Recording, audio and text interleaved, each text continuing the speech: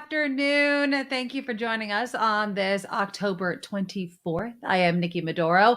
Starting off the second week of the Nikki Medoro Show, I do want to take a moment to tell you that this show is brought to you with limited commercials, all thanks to our founding and exclusive sponsor, Steve Moskowitz. You can get all the tax help you need by giving Steve a call at 888-TAX-DEAL or simply find him at moskowitzllp.com. If you like what you are seeing and hearing, if you like going from Mark Thompson's show from 10 until noon and my show from noon until 2, please, right now, just once, click that thumbs up right underneath the video. It really helps us out. It increases all the exposure and all that YouTube algorithm stuff. Also, subscribe to our show and then share it with your friends. Like, subscribe. Those are the things that help us keep this show going and hopefully generate some revenue so that we can continue bringing you this show each and every day and each and every week.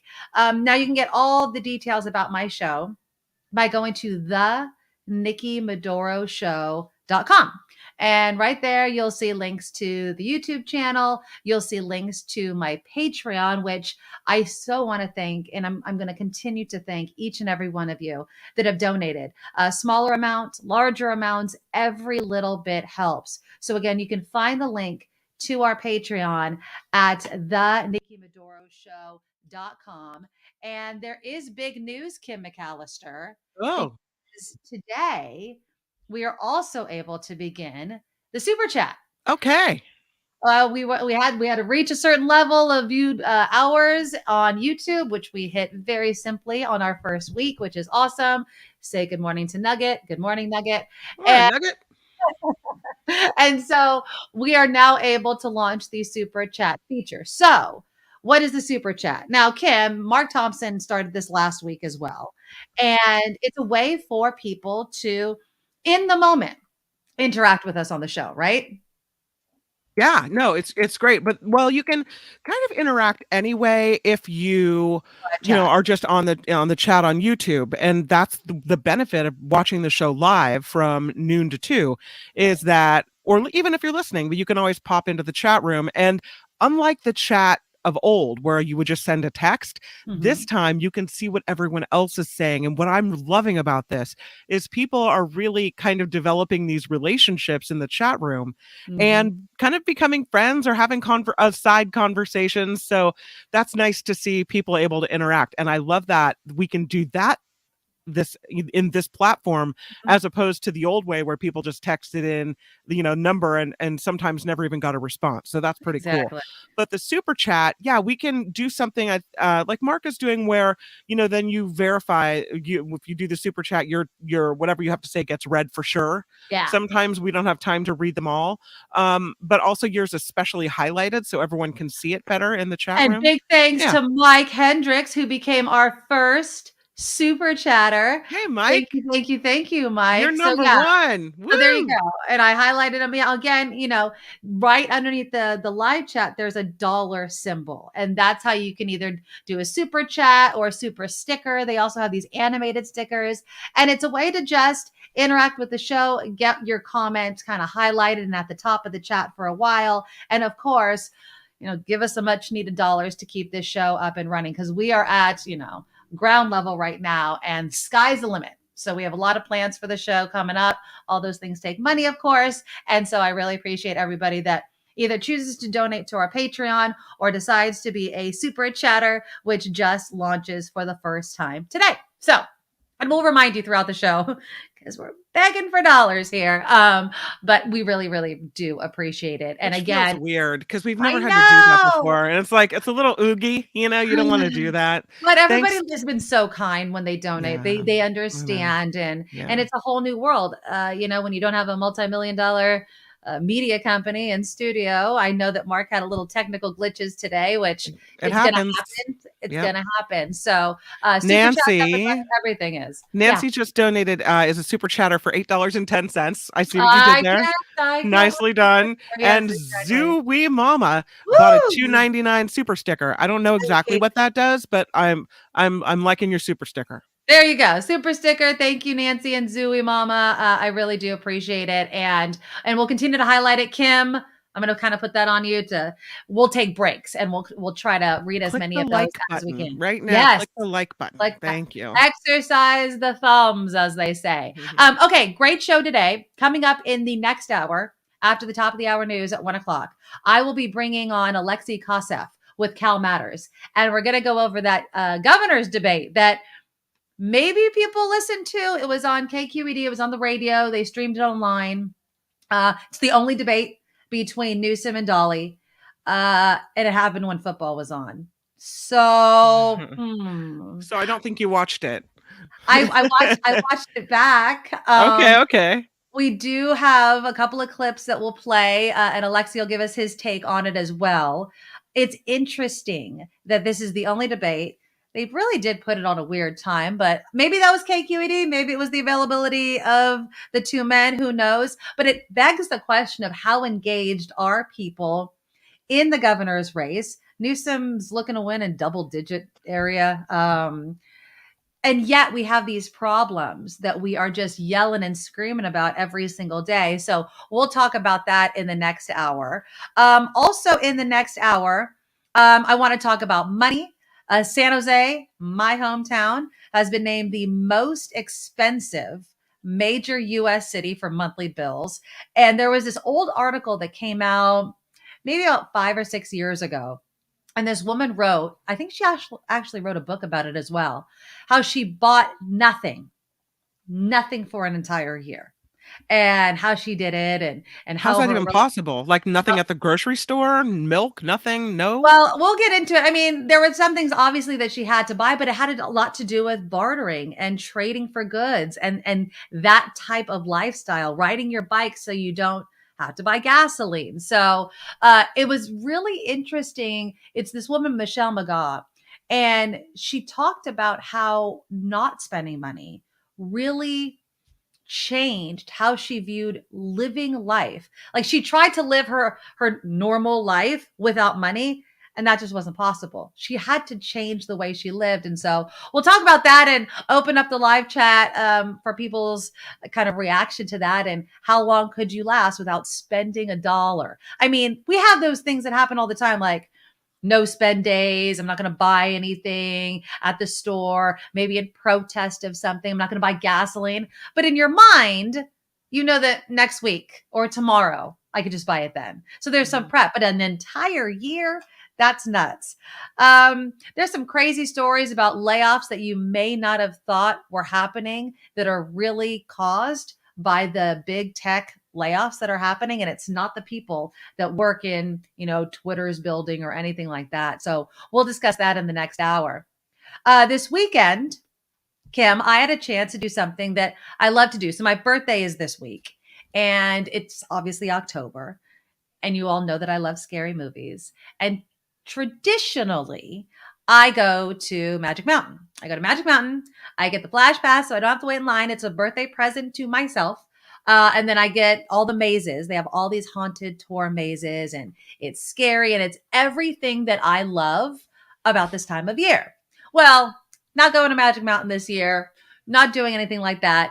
Great America, sorry, they suck. They took away their Halloween haunt, so it's made for kids. Like, I don't need that in my life, but whatever. So they're not doing any of the scary mazes this year at Great America. Oh. So what do? Well, the Winchester Mystery House had this tour going on, and it's been going on. It's kind of spendy. It's like $65. To tour the Winchester Mystery House? So it's this whole experience where you walk in, there's like a spooky speakeasy that we didn't walk into. And that's an important note. So hold on to that one. So we didn't go into the spooky speakeasy.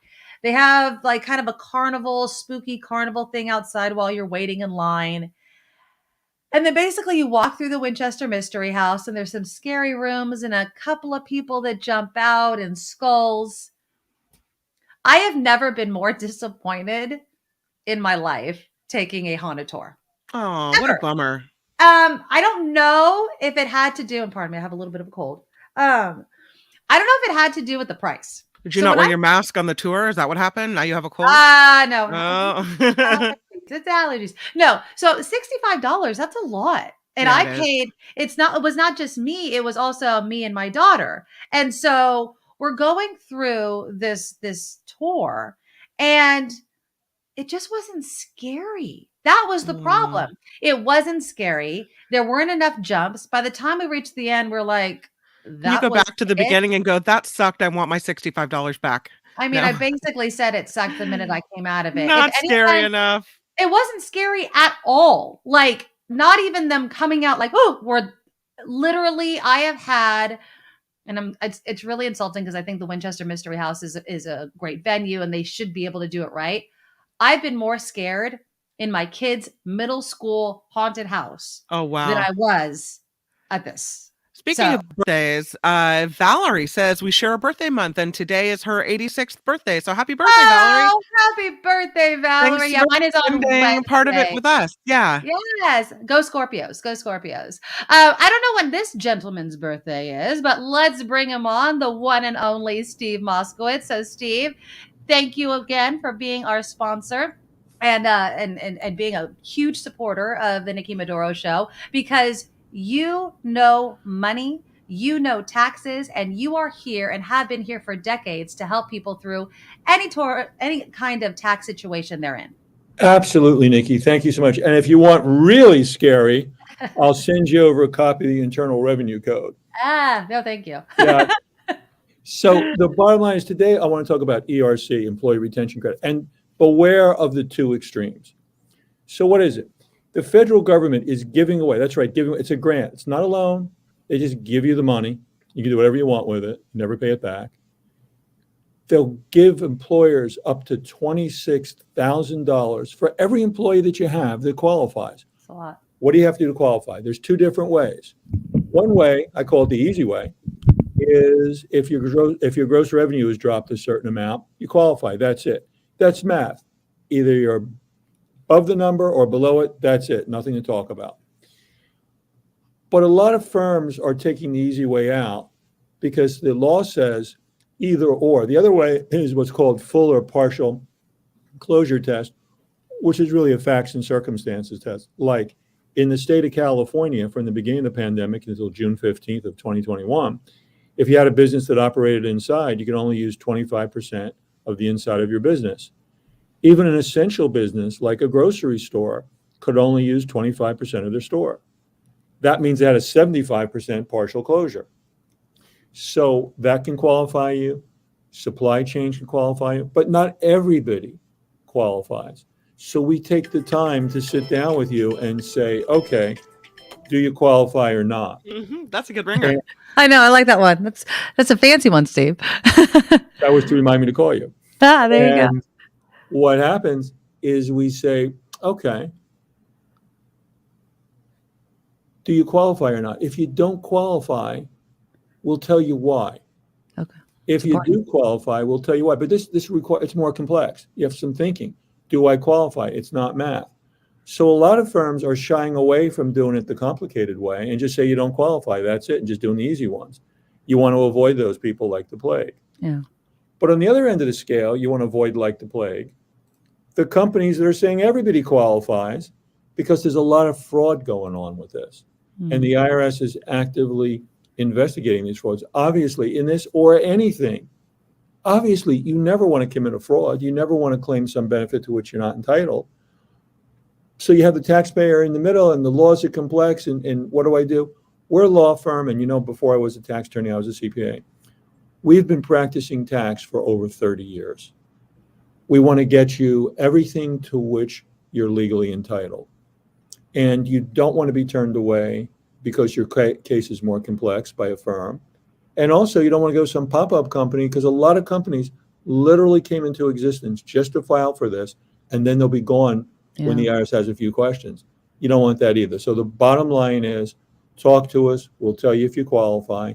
And if you do, let's get everything to which you're legally entitled.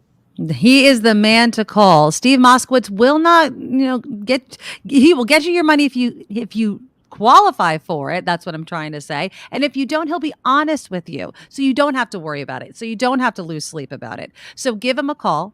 888-TAX-DEAL, or find him online at moskowitzllp.com. Steve, let's talk again soon. Look forward to it, Nikki. Thanks, Steve. Yeah, it's very important to get the right information. Again, Steve's number is right up on your screen, 888-TAX-DEAL or moskowitzllp.com. Getting a lot of the super chatters, Kim. I'm loving this. It's the first day where we can have the super chat up and running. It is in the live chat of our YouTube channel. And a lot of October birthday listeners we have, which is awesome. Not all October birthdays are Scorpios, but this time of year we are. And so everybody that's been able to donate and help us out this month and as the show continues is greatly appreciated. Now, back to what I was talking about before Steve came on, and that was the Winchester Mystery House tour. Now, it was, again, $65. There was a VIP, which, geez, if I would have paid another, I think it was like another 10 or 15 bucks, I would have been mad. But they had this speakeasy bar, like a speakeasy. I didn't walk in there because we had dinner beforehand and I had one drink. So I was like, I don't need another drink. It was with our kids. I'm wondering if the drinks were free. Well, I don't think that they were. For 65 bucks, they should have thrown in a beverage. There were some games to be played.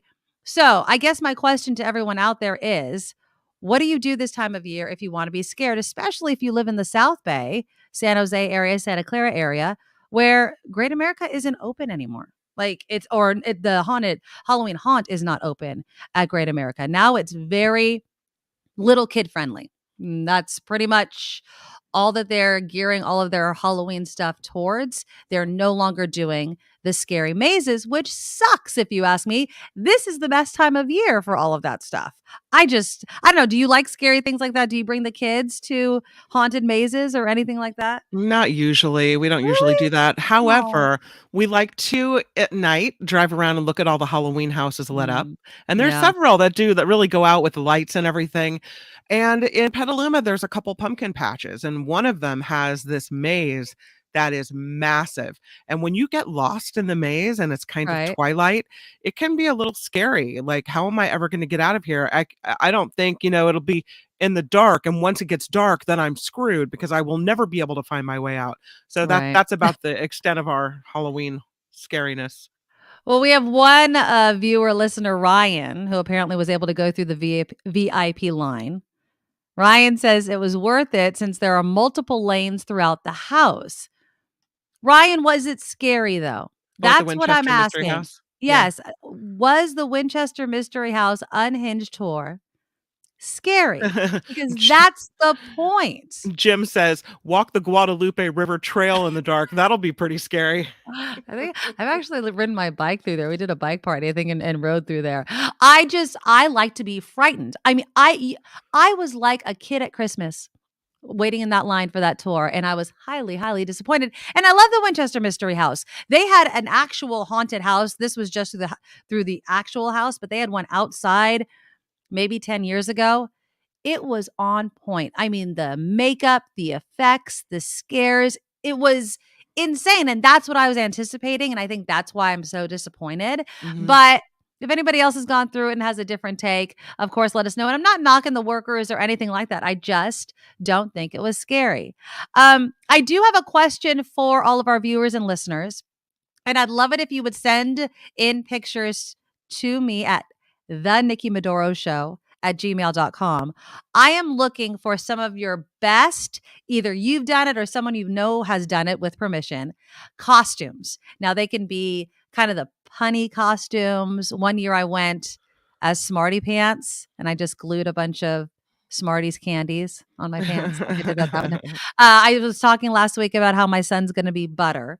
And then on Halloween, I think we'll highlight some of these pictures if we get enough of them. I've gotten a few. I posted this on Twitter. So if there's any great costume or costume fails where you thought it was going to be one thing and it just did not turn out right, just email the pictures. And if we get enough of them, we'll highlight them on our Halloween show. So it's the Nikki Medoro Show at gmail.com. And when I was asking about this, one of the questions I had, because we live in California, Kim, is what do people who live in cold areas, like, I mean, snow areas, what do they do for Halloween as far as costumes are concerned? Because if you have a cool costume, you don't want to put a jacket Well, over no, it. but you wear like a warm costume. You know it's going to be cold, right? So So you no wear sexy like kitty. you No, no, there's no sexy witch. What you do is you're like Cookie Monster with a giant suit, right? right? Or a gorilla, True.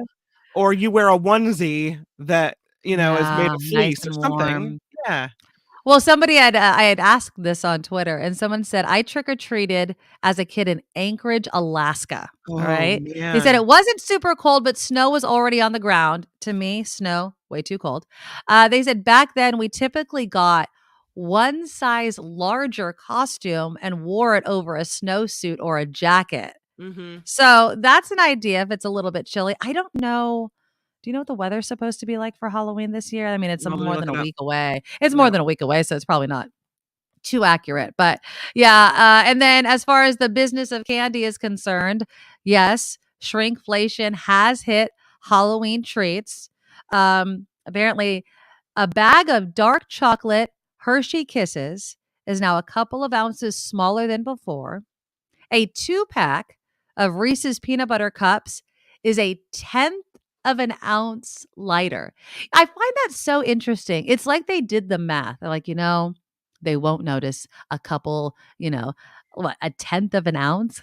And then a Cadbury milk chocolate bar is about 10% smaller. And of course, they're calling this is be due to shrinkflation. I still think they could probably give you the same size. They're just using this as an excuse to give you less. The National Confectioners Association announced last month 85% of chocolate and candy sold today comes in packaging that contains 200 calories or fewer per pack, and nearly 100% of candy sold now have front of pack calorie labels.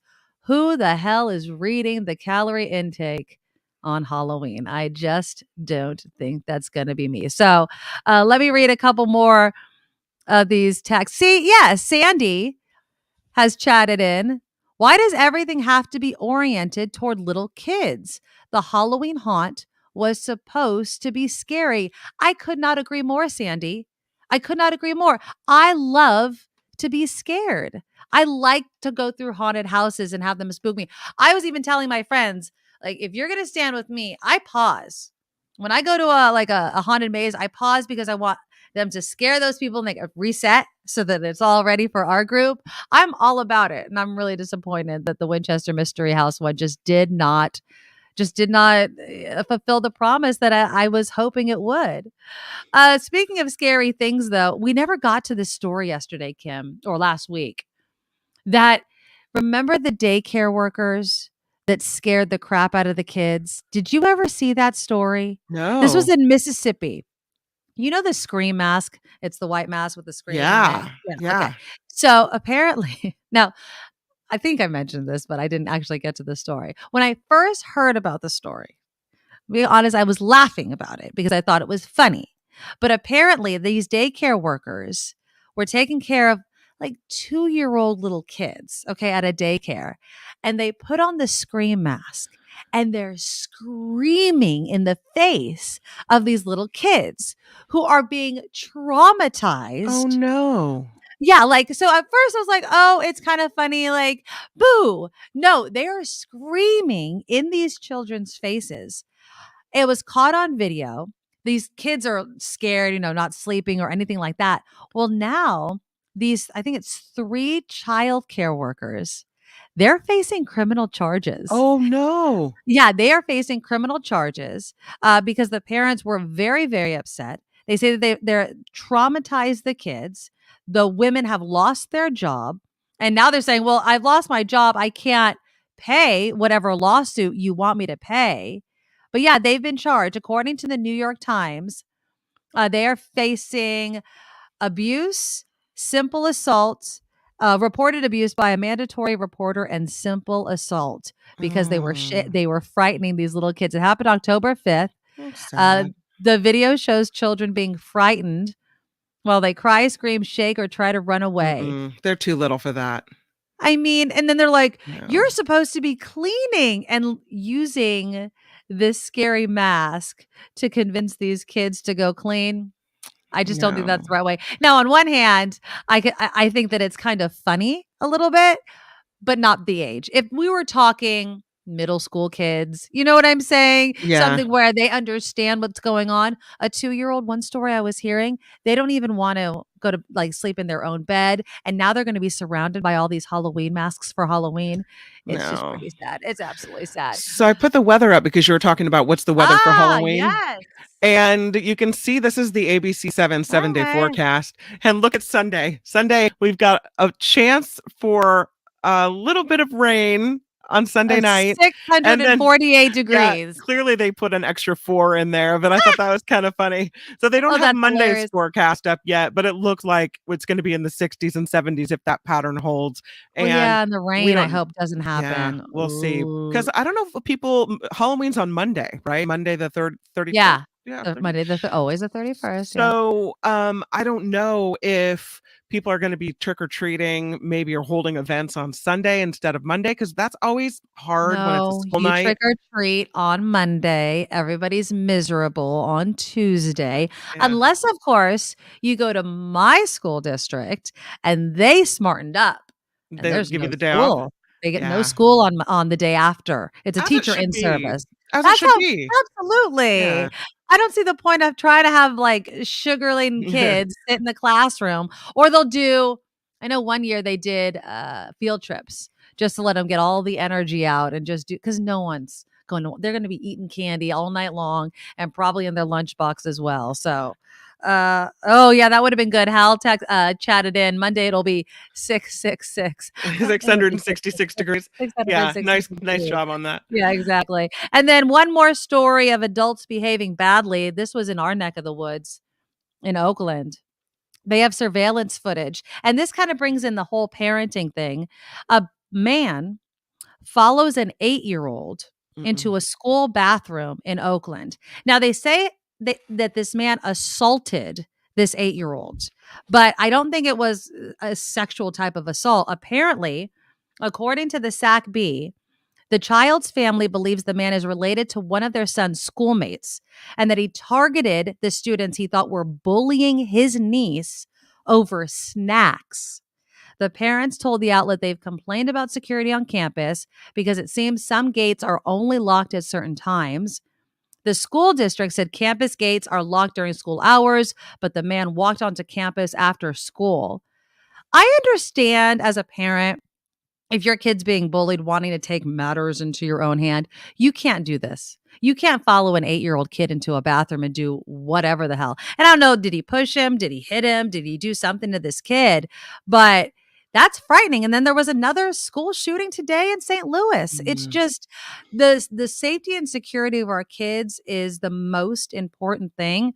And I think that any parent, even if you think you're doing the right thing, by defending them or helping No, stand you with them. can't do That's not the that. right thing to do. It's not the right thing to do. We went to a birthday party over the weekend, and some little kid told my kid, "I hate you, go away." It's just some stupid Oh, kid thing to say. yeah, And then right. my son comes to me, his feelings are hurt. And your first thing is, "Where's that kid?" I wanna Right. say, "We don't talk like that. That is not nice to say." But that's not, you have to stop yourself and go, "That's not your place. Exactly. You're not gonna be disciplining other people's children." No. It just doesn't, you can't do that. You even, and no matter how upset you are, you can't march yourself onto the school campus and accost some child in the bathroom that's a little bully, even if Right. he's a No. rotten kid. You got to you have to take the responsible route, Be the which is adult. you contact the teacher and you contact the principal and you maybe have a meeting with the parents, but you don't just go, wrap your fingers around the kid's throat and shake them a little. No, I mean, and we don't know if that's what happened, but you just no. don't take you want to, but you just shouldn't. And so just don't do that. Sorry, Okay. I was visualizing there. You know how it is. Oh, I know. I know. All right. Coming up, we'll do a bit of news and then we're going to talk about the CDC director. Kim's laughing at me because I have allergies. It's not COVID, but the CDC director has COVID. Sure. Thank God it's work from home. There we go. Sadie, you're nice, safe in your own little house, so you don't even worry about it. But yeah, so the CDC director gets COVID a month after getting that new booster. So what does that tell you? You tell me in the live chat. We have the live chat open, the super chat. If you want to donate to the show, you can now do it. We've reached that level and it helps the show. But right now, we, of course, need to get a news update. Now, from around the world to up your street, the Nikki Medoro Show presents News Czar Kim McAllister. On the Nikki Medoro Show, I am Kim McAllister. This report sponsored by tax attorney Steve Moskowitz at 888 Tax Deal. Early voting is getting underway in multiple states ahead of next month's election. Voters in Texas have a key governor's race on the ballot as Republican incumbent Greg Abbott goes up against Democrat Beto O'Rourke. Early voting also starts today in other states like Arkansas, as they've got a governor's race in addition to ballot measures on things like recreational marijuana. South Carolina Senator Lindsey Graham will not have to testify before a Georgia grand jury for now. Supreme Court Justice Clarence Thomas blocked an effort to get the Republican lawmaker before that panel. It is investigating possible criminal interference during the 2020 presidential election in Georgia. Again, Lindsey Graham, now saved by the bell by Clarence Thomas, does not have to appear on that panel. Nearly 2,000 East Bay nurses are preparing to strike today. They voted to walk out for 5 straight days because of what they're calling persistent patient care issues. The nurses are from Alt-Bay Summit Medical Center in Oakland and in Berkeley. They say there's high turnover rates, the staffing issues leading to double shifts and a lack of breaks. They're also demanding a plan for violence prevention at work. A car buried in an Atherton backyard is now at a crime lab. Investigators finished digging it up over the weekend. Landscapers found that convertible Mercedes-Benz about 5 feet underground behind a $15 million mansion. The former owner believed to have buried it after he reported it stolen in 1992.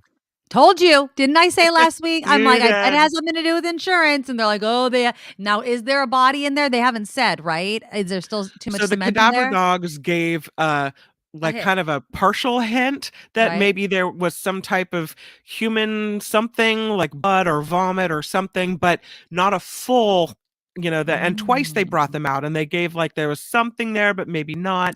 When they unearthed the car, they found bags of unused cement. So I guess it would be the cement mixture powder. Okay. In the car. Maybe that was used for something and they had to bury that evidence. Who knows? But no body found yet.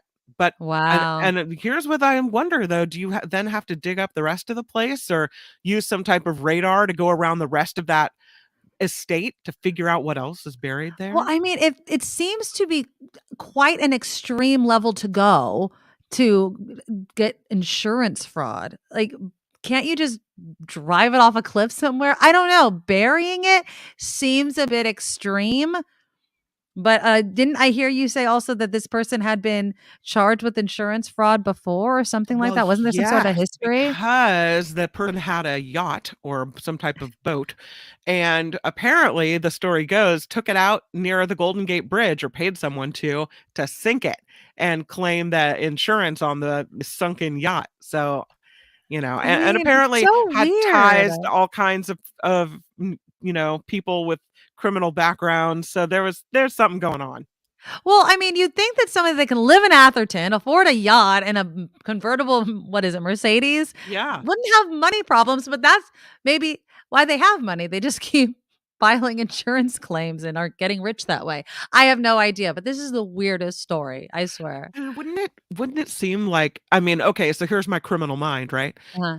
If you're going to be a criminal, then why not make the most money you can in the most illegal ways possible? You could chop that Mercedes up, right? Right. And sell it for parts. You could, not like a body, but like part it out. You could have it shipped across the country to the other side, file off the VIN number and sell it. I mean, why bury it in your backyard unless Yeah. it was used in something really, really bad? Because Yeah. that's I a don't know. lot of work to go to. Exactly. That's my point. It's just there's so many easier ways of getting rid of a car. I would imagine. I've never tried to, but I mean, you could literally make your car attractive to car thieves. Like, just get your car stolen. Bring it to San Francisco. Really, leave it in the parking lot with the door open and the keys inside. I'm like, it's really It's not all hard right. to get your car stolen. So just go get your car stolen if that's what you want to do. It just seems odd to me, but whatever. Leave a few bucks on the seat with the key. It's a convertible, right? Leave the top down. Enjoy. There Off you you go. Just don't go. put the club on it. It doesn't seem that difficult, but okay. So Instacart is likely putting off plans to go public until next year. The news Oh. from the San Francisco-based grocery delivery service comes after the company cut its valuation 3 times this year. I don't know why, because it seems like everyone's using Instacart, right? Well, maybe According not to as much as during COVID, though, the we peak of still are. COVID. Well, According to a report from Reuters, markets certainly has left Instacart's investors worried about growing volatility in capital markets, making a 2022 IPO highly unlikely. So, if you are So planning you use to, Instacart a lot? yeah, we still have stuff delivered all the time. We kind of got into that lifestyle. Not anymore now. Now I have plenty of See, time to haul myself out to the grocery store. well, I don't like and not knocking Instacart. I don't like grocery delivery that much Right. simply because I like to pick my own things, and the few times I've used it, it's not what I wanted. It's not the same quality like I would have chosen. Mhm. I'm just going to use it as an example, greener bananas or something like that. I like to see exactly what I'm buying. Sure. And so that's why I don't use that. But DoorDash, I'm like a whore for DoorDash. I swear to God, they should buy ads on my show for as much as I use DoorDash. I DoorDash. love We're it. I down with the love it. DoorDash. I am. I love Well, it. speaking of paying more for services like that, a majority of Americans are living paycheck to paycheck. That, Obviously. according to a new report out by Lending Club, the financial services company found 63% of Americans are struggling to keep up with the pace of inflation. 49% are 6-figure earners as well, and even those folks are struggling. Lending Club's financial health officer explaining being employed is no longer enough for the everyday American, and wage growth has been inadequate. As a result, says the study, many Americans have dipped into their savings or have Mhm. gone in debt. I hear that. Absolutely. Absolutely. 2 Bay Area counties are at risk of power outages today, Napa and Ooh. Sonoma joining 4 others, with the chance of a wildfire remaining high. Officials say it's due to strong winds combined with drought conditions, and if power outages do occur, they say they'll be done with by 3 this afternoon. Is it This windy where you are? Can you see out your window? It doesn't look like it. I don't see the Mine thing is moving it is around. still. It's the trees are still. So yeah, Yeah, it's not in the South Bay or the Petaluma it area. was So yesterday, but it seems all yeah, it right was right now. breezy. Oh, This perfect. report, sponsored by tax attorney Steve Moskowitz for more than 30 years. Steve has put his tax knowledge to work for individuals and businesses alike. If you need help with your taxes, please give Steve a call, 888-TAX-DEAL, or you can reach him on the web, moskowitzllp.com. I'm Kim McAllister on The Nikki Medoro Show. Perfect. Thank you. Thank you. Thank you. Yeah. And of course, give Steve a call. Like we mentioned, he is our exclusive founding sponsor, AAA Tax Deal, MoskowitzLLP.com. And again, click that thumbs up. It really helps the show. We do have the super chat feature up and running.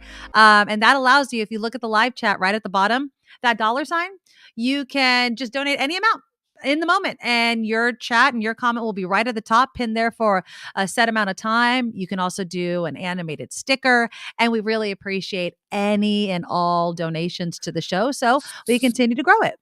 Speaking of which, Mary V, RL, James B, Beth F, Trish M, Jim Slayton, Sherry L have all done the super Yay. chat or the super sticker, which we thank you for, because Thank you. we don't exactly know what it does, but we think it's cool. We love how your chat is highlighted, and we're gonna read your chats if we see them pop up. So thank you. Exactly. And if there's a question, I mean, this is a new way of interacting with us. If there's something you're dying to know, and you do it in the super chat and it's pinned to the top, then we can see it. And so again, Kim's keeping an eye on it because I'm moving, shaking with all these other buttons, but we'll periodically dip into the super chat and give everybody the love that they're giving us.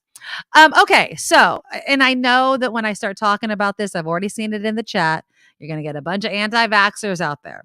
I'm not talking about your opinions about whether or not you believe in vaccines, if you think the vaccine works or doesn't work. That's not what I'm talking about. So the CDC director, if you haven't heard, has COVID. This was about a month after she got that new bivalent booster. And it's supposed to better adapt to the new variants or what have you. Okay. And so people are like, see. And I don't understand what I'm supposed to see. What is the CDC director supposed to tell people? Are they supposed to say, screw it, don't get boosted, don't get vaccinated, and hope you don't die? Is that what you expect our health officials to say? Or do you say, you know what, this can help? This can help you not get as sick. No, it's not 100%, but it can help keep you out of the hospital. We've seen the evidence of this because there are no refrigerated body trucks outside the hospital, as Isn't we that saw at the nice? beginning of this damn pandemic. Mhm. So obviously, a vaccine works in reducing deaths. Is that not enough? Is that not enough? Because what I feel like is there are so many critics of anything, whether it's, we talked last week about our public health officers, whether it's public health officers, whether it's the CDC director. And it's so easy to criticize because this didn't happen or this wasn't exactly correct. And I get it. I get we want answers and we want them to be absolutely correct the first time we hear it and nothing ever changed. That's how some of you seem to want to believe. So I have a But question for you. yeah, go ahead. So there's in the upcoming election, we're voting for the mayor of Petaluma. Okay. And among the choices is a current city councilwoman. Her name is Delinda Fisher. Okay. And for a while, it seemed like she wouldn't really answer the question directly, have you been vaccinated?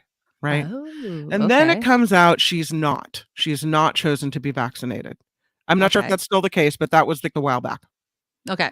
But she wouldn't be on the up and up about it and just say, no, I'm not.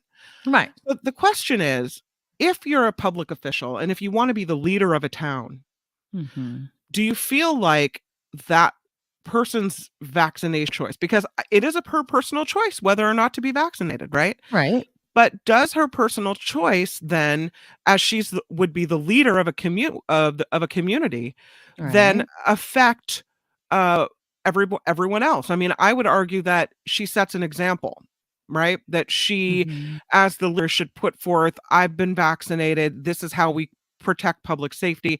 If she's not vaccinated, does it say, I don't really value public health? I'm not doing it. I'm not going with the recommendations. I don't believe that.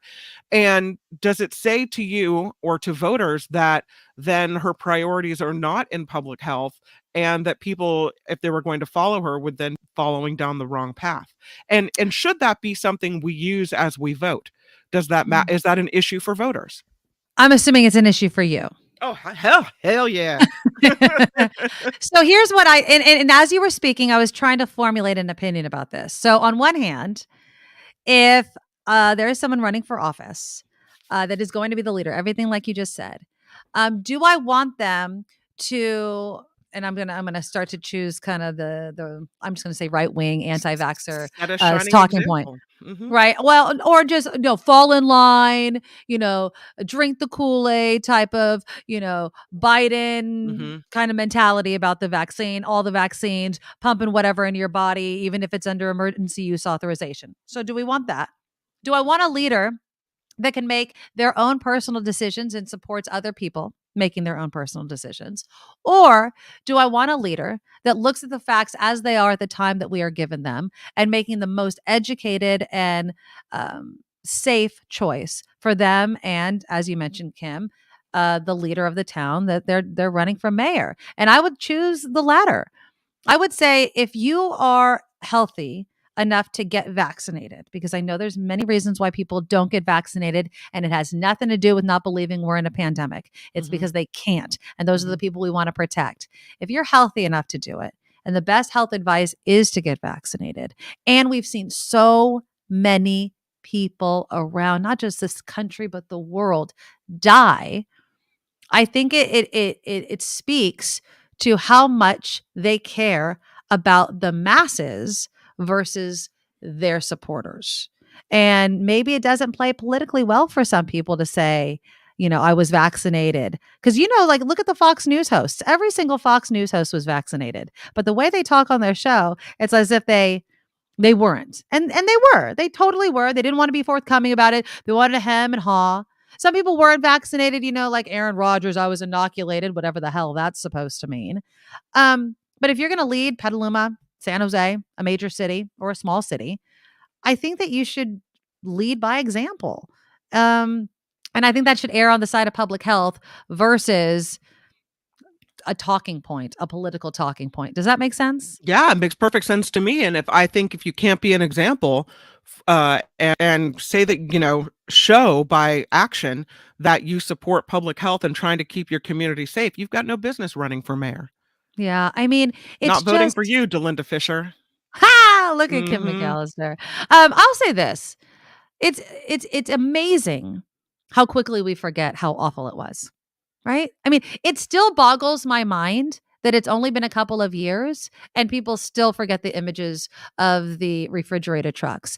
Maybe it was because I had just started my show on Station X and we were inundated with it, remember?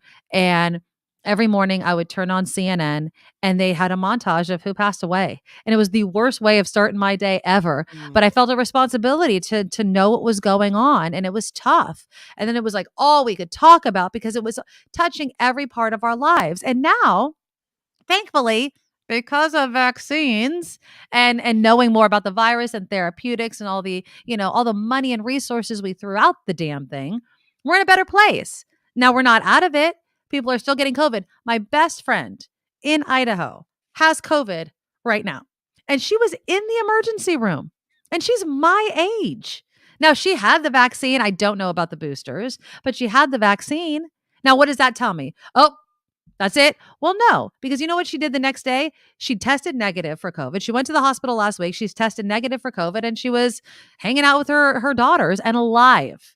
And that's what matters is, yes, you can have a serious enough case, but if you're not dying, if we're not seeing those refrigerated trucks, isn't that what matters? I think that's what matters the most. Honestly, I really, really do. There is another, I don't know if we want to call it a ripple effect. So remember during COVID, people were wondering whether people would have more babies or fewer babies, right? It's like, are we going to have this baby boom Sure. or a baby bust? Well, apparently the COVID pandemic has helped fuel a work from home baby boom, people. Yeah, I mean, I saw that Yeah. coming. Yeah, exactly. know. So economists from UCLA, Northwestern, and Princeton universities found the pandemic trends, including increased work flexibility, helped push U.S. birth rates last year to 6.2% from pre-pandemic levels. I know a few people that have had babies over the past couple of years. One person says, one health economist said, it's really remarkable because it's the first recession where we see fertility going up rather than down.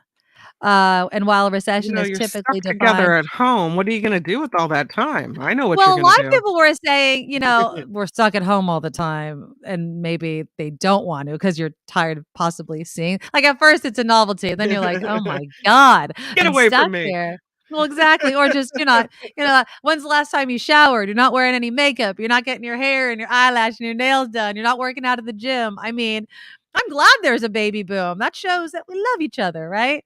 The birth rate bump was most notable among first births and women under 25, which suggests the pandemic led many people to actually start families sooner. It was also pronounced among women aged 30 to 34 and those between the ages of 25 and 44 with a college degree. I mean, did we talk about how Hillary Swank is pregnant with, what is it, twins at 48 years old? I Oh mean, God, can you imagine? I had my son at no. 43, and I thought that I pushed the edge of my limit. I thought at 44, there's absolutely no way I could go through this. Mm. 43, like they said, listen, your eggs aren't what they used to be, and this is probably the last time we'll be able to try this. And I Yeah. just lucked out. But at 43, seriously, I thought I was going to croak. 48, wow. No. I mean, and I'm not going to wish her the best. Obviously with an older pregnancy or a geriatric pregnancy, as they love to call it, which just makes every woman feel fabulous. There's concerns, right? But They call you I'm sure she's AMA, weighed them. advanced maternal age. Thank What do you. they call it? Advanced what? AMA, advanced maternal age. Oh, there you go. I like geriatric. I'm like, yeah, thanks. That's fabulous. But yeah, I mean, the best wishes to Hillary Swank. Here's a question for you, Kim. When you had your children, who was in the room with you? The first time when I had Julia, and I was 38 then, I had my husband, my mom, and my sister. Oh, wow. You were able to have a lot of people. Okay. Yeah. And the second time I had a C-section. So the first time was natural. The second was a C-section, less people Okay. in the room. So it was just my husband and I. Okay. Okay. Mhm. Yeah. So for me, for my first one, I had my mom. Well, my dad and my father-in-law were like kind of far off. My best friend, my mom, and obviously my husband. And then pretty much the same. It was my husband and my best friend and my mom. But there's this one question I love. I don't know if you ever read Dear Carolyn. It's in the Washington Post, Okay. and it was a really unique question. So this woman writes in. She's like, my husband and I are expecting our first child. My husband is an American. Okay, so like us, where we have people in the room, right? She writes, I immigrated to the United States as a college student, and we're at a stalemate about my birthing plan. In my country, the father is not usually present for the birth. Normally, the father waits outside with a female relative or friend, providing the mother with support. And our hospital only allows one person. So Oh. this woman says, I want to have either my mom or sister as a support person and have my husband come in right after the baby is born. And this is the part that gets me. I'm not comfortable having someone who has absolutely no experience giving birth whatsoever as my support person. That just makes no sense to me. Mm. If you had one person to choose, someone that's, understands or at least can relate to giving birth and all of that versus the husband who, not knocking the support, it was excellent, but it's not like he's ever done it before. Who do you choose if you can only have one? So in my experience with what I went through, I would say my sister was most valuable to me because right Mhm. after my child was born, she taught me how to breastfeed and she didn't. Right. She Yeah. just went in there and went for it, grabbed my, breast and was like, here, this is what we're doing. And because of her, I felt like it was easy for me. And I felt like she Right. made that Right. Right. happen. But the way my husband talks about being there and cutting the umbilical cord, I don't think I would ever want to take that away from him.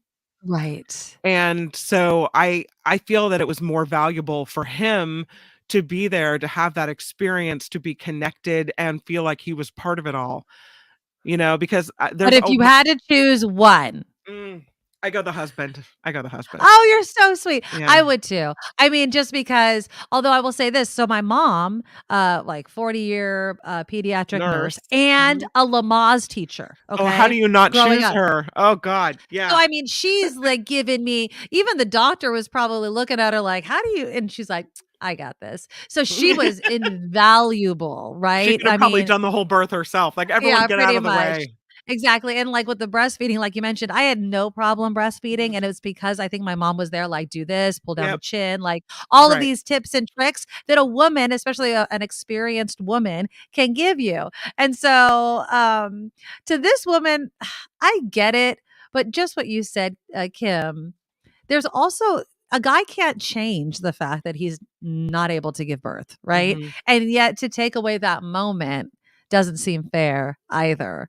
And so I just love that story because, Yeah. I'll never forget. experience versus love, right? It's like, And I'm sorry okay. for the men in the audience, but I just remember my sister, she grabbed my nipple and she goes, "You gotta squish it like a hamburger, like you're putting a hamburger in your mouth. You just squish it and shove it in." Ah, And it's like, I never done that. I would have been scared. I would have not known what I was doing.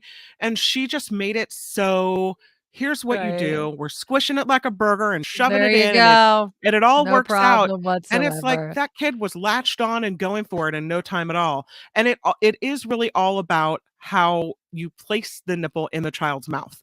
It's all of how that happens. So Yeah. it's And their valuable. I mouths hear and their you. tongues. There's all kinds of baby stuff. But yeah, experience versus love. I mean, give the guy a break. He's never going to be able to have a kid his own. Okay. Hit that thumbs up button. Hit subscribe if you have not to our show. It really, really helps us out. I am seeing a lot of people hitting the thumbs up and sharing it. I really, really do appreciate it. Coming up in a few minutes, we are going to speak with Cal Matters Alexei Koseff about the governor's debate. It's the only one. It was on KQED on the radio, and I guess it was streamed online as well. Basically, it was kind of probably for a lot of people cut up and replayed on your local news. And I'll open up the live chat. Did anybody watch it live? Did you get anything from it?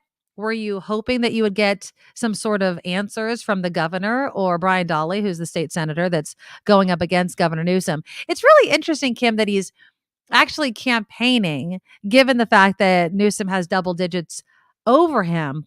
But I don't know how comfortable I would be for Newsom, even though he's obviously going to win, to not have any sort of challenger, given the fact that we do have so many issues in this state that need to be addressed. And so we will hear from Newsom and Dahle on issues such as abortion and homelessness and crime. And of course, we'll get Alexei Koseff's take on it as well in the 1 o'clock hour.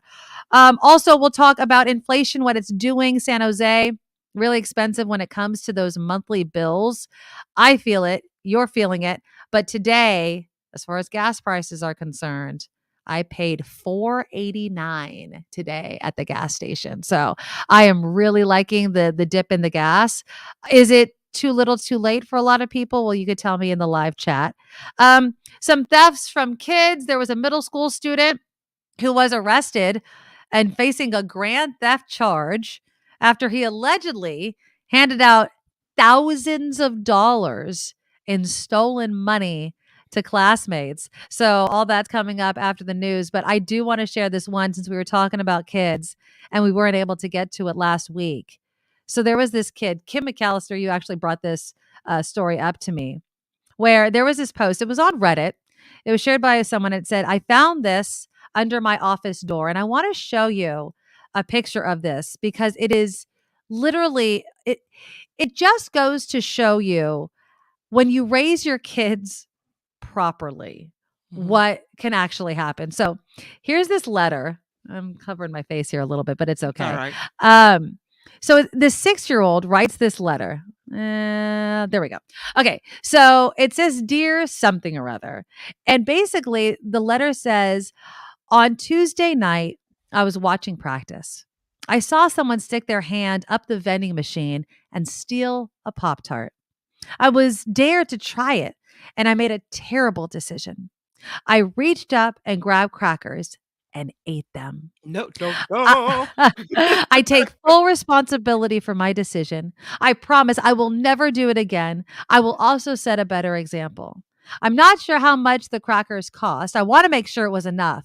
I also want to pay for the Pop-Tarts somebody took. I am very sorry. And there was some money included with that. I think he put $6 in there. $6. Yeah, $6 he put, which I find is hilarious. Like, that's a bit much. I love that child. Like that they had so much guilt over it all that it was eating them up that they came back and tried to do the right thing. Yes, that's nice. Have you ever stolen anything, Kim McAllister, as a kid? I stole some doll clothes from a friend. That doesn't count. It has to be cost money. Do you ever steal anything from a No, but it was bad. It was a bad scene. Like her mom called my mom and the whole 9 yards. I had to give it back with an apology. Yeah, it was horrible. Oh, good. So your parents made you apologize. That's excellent. Well, my brother stole, I think it was a Smurf. He was in the grocery store with my mom and they're walking by, they put all the plushy toys, right where the kids can see them, of course. Mm-hmm. My brother wanted one and my mom said no. And so apparently he stuck it up his shirt and kept, and hid it all night long. And then he went to bed and it's that infamous last kiss, right? That the parents give goodnight, right? And there's my brother sleeping with this, I think it was a Smurf, stuffed Smurf. And she dragged his ass back to the store the next day, made him apologize. The guy, I believe, I don't think I'm making this up, but I believe the store owner even tried to like put a little bit of the scare into him, like I could have called the cops or something like that. But you have to. Kids nowadays need to understand responsibility and what's right and what's wrong. And if you don't do it, I mean, oh, here we go. This is from Linda, who, thank you, did a super chat for $8.10. I love it. When my second child was born, my husband and my 13-year-old daughter in the labor and delivery room. Best birth control ever for a teenager. She waited until she was 33 years old to have her first baby. Oh, I love it. I mean, can you imagine seeing that? My brother was in the delivery room, and I wonder if he might have been around the same age, maybe a little older, for our sister giving birth. He was the camera guy. Uh, he had kids still in his 20s. I don't think that did anything to delaying it, but I remember he came out of that with a definite look on his face. From Karen Cooper, thank you so much. In the delivery room, you have a doctor or a midwife for expertise. The support person just for empathy needs empathy.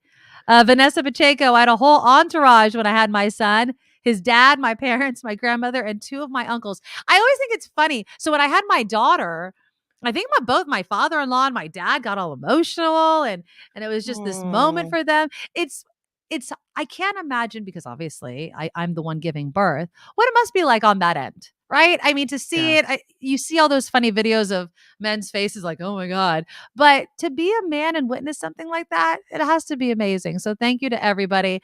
Again, doing the super chat, donating any amount. We really, really do appreciate it. You'll see it at the bottom of the live chat. There'll be a dollar symbol. You could do that. Send us a sticker. I guess it's animated. Do a super chat, and we really, really, really do appreciate it. Well, and again, we're going to talk about the governor's debate between Newsom and Dahle coming up. But first, it is time for some news. Now, from around the world to up your street, the Nikki Medoro Show presents News Czar Kim McAllister. And this report is sponsored by tax attorney Steve Moskowitz at 888 Tax Deal. President Biden is rallying Democrats ahead of what he calls the most important election in our lifetime. Speaking at DNC headquarters, President Biden said Democrats are working to lower everyday costs for Americans, while Republicans plan to hold the economy hostage. The president said Democrats will protect fundamental rights, while Republicans try to take away the right to an abortion. The president also saying he inherited a country in turmoil from former Trump. He cited his administration's work fighting COVID as an example of how things have improved. Brittany Griner hoping for a reduced sentence when a Russian court hears her appeal tomorrow, that according to her legal team. The basketball star was sentenced to 9 years in prison back in August, drug charges. Her lawyers say they expect the verdict on her appeal Tuesday, since they normally occur within one court session. The United States is accusing two alleged Chinese spies with interfering in a federal probe of a telecommunications giant. Reports say the company is Huawei. They believe that they had recruited an individual to their side. The person turned out to be a double agent for the FBI. The spies are accused of asking for new things, including witnesses and possible charges that Huawei could face. The payments in the form of things like cash were given in exchange for such information, allegedly. The death toll from Hurricane Ian still rising in Florida. The State Department of Law Enforcement announced on Friday that the state's Medical Examiners Commission confirmed at least 114 storm-related fatalities in that state. Actor and comedian Leslie Jordan is dead. TMZ reporting he appeared to suffer a medical emergency before crashing his BMW into the side of a building in Hollywood this morning. Jordan was famous for his work on TV shows like Will Grace, American Horror Story, and films like The Help and Ski Patrol. He also became a social media sensation during the pandemic with his comedy videos. Leslie Jordan, 67 years old. I am so bummed about this. I loved him. Oh, you know who he is? Yeah. Okay, hold on. I got to bring up a picture. I mean, just in case people don't understand, because sometimes when you hear people's names, you're like, "Who? Who is that?" Here, hold on. You don't see the face. I have you don't know. Yeah. Here he is. You know this guy. You know him, right? Yeah. He is just. Oh, I love on American Horror Stories. He's so funny during COVID. He put up these videos that were hilarious. Wow, 67, is that what you said? 67 years old? 67, medical emergency, Oh, behind the that's wheel of a so car. His sad. car hit a building, and he did not survive it. Oh, that is Yeah. so sad. Oh, that's sad. Oh, thanks. Yeah. A Northern California restaurant is taking care of its customers. We'll go from that to a feel-good one. Momo's Cafe in Vallejo, just north of San Francisco, of course, in Solano, Vallejo is. Is it Solano County? Yes, I think it is Solano County. They're offering a pay what you want menu. This Never comes gonna as work. the restaurant was recently bought by local rapper La Russell. He took to Twitter last week to say customers can pay whatever they feel comfortable with and that his company will be taking care of the rest. So for those who can't foot the bill, the artist said, it's no problem. Their promotion started Monday. It goes through the rest of the year. It might work, Nikki, if you No. were, say, a successful rap artist like that and you had a lot of money to burn through. I think people will But then just make pay. your food free. I mean, if that's the line of thinking, like, I have money, so it's okay for those that don't pay, and people that can pay are gonna overpay. No, that model brings media attention. It is not, in my opinion, sustainable. Absolutely not. No, you need to charge prices. You need to Well, charge prices. for those that would like to pay up at McDonald's, they're bringing back one of their popular meals. Hear this? Ooh, no. Starting today, customers can order the McRib sandwich on the company app for delivery or pickup until November 20th. I should The not Mc- judge. I love the Mexican pizza, but the McRib, it's just no, I just I can't can't do do it either. The McDonald's website urges people to get the sandwich while then because this is the McRib farewell tour, they say. Yeah, Okay. right. Give me a This break. No, it's like it's meat that's shaped like a rib, which just again, I know I don't have a foot to stand on because I love the Mexican pizza and I love Taco Bell, and I know all of you are like, do you know what? Yeah, I get it. But the McRib, it's just a line I can't cross. I've never had one. I've never eaten one. It just My not gonna husband happen. really likes them. Yeah. My husband likes This them too. report What is it about them? I can't even. I look at it and my stomach turns. Oh, This gross. report sponsored by tax attorney Steve Moskowitz, who does not turn my stomach at the opposite for more than 30 years. Steve, who I love, has put his tax knowledge to work for individuals and businesses alike. If you help with your taxes, you can give Steve a call. They'll do your regular taxes. They'll help you if you're have issues with the IRS. They do a lot of things at the office. Give Steve a call. It's 888-TAX-DEAL. You can get him online, MoskowitzLLP.com. MoskowitzLLP.com. I'm Kim McAllister on the Nikki Medoro. Yeah. So we do have in a couple of minutes, we're going to talk about the California governor's debate. It's the only one. It was on during football on a Sunday. Does that say something about how much people care about the governor's race? Should we care more given the issues that all of us kind of bitch and moan about all of the time? Yeah, I think so. I really do. I think there should be more than one. But then at the same time, Newsom's going to win. It just seems like a forgotten conclusion. He's up by double digits. So Alexei Kossoff will be joining us from Cal Matters coming up in about 2 minutes or so. Kossoff, pardon me. And we'll talk about the debate and some of the things, some of the takeaways. Kim mentioned Steve Moskowitz. Another big thank you to Steve Moskowitz for being our exclusive and founding sponsor. Please, if you're just joining us, click that thumbs up underneath the video. It really helps immensely. And sharing the podcast, sharing the video, sharing the channel with all of your friends and family. We need to get the numbers up. Although I will say, it took us 1 week to hit the bar that YouTube sets for us to start the super chat. The super chat, again, is a way for you to buy placement in the chat room right up top and donate to the show in real time. If there's a specific question or comment that you want to make and you don't want it to get lost in the chat, you can throw a couple bucks our way or a lot of bucks our way and it'll pin it. I'm kind of experimenting with being able to put the chats above. You can see me kind of playing around with it as we learn this new form to be able to put your chats up as we can read them and talk about them at the same time. Flo, I have no idea what the McRib is made of, and that's part of why it's scary. I think it's supposed to be pork. Again, we're using the No. term meat very loosely when we're talking about fast food. So thank you for everybody that's donated to the super chat, and we'll get back to all of those. But right now, we do need to welcome Alexei Kossoff from Cal Matters talking about the governor's debate that happened yesterday. during football. Not quite sure if that was the best. Alexei, am I pronouncing your name correctly? Please correct me if I'm wrong. Alexei Koseff. Yeah, thanks for having me. Perfect. All right. Thanks so much for coming on. So I was reading your kind of breakdown of this debate. First, just what I mentioned, the timing of the debate, the fact that it's the only one. What does it say that it was on opposite football, largely on the radio, although you could watch it online?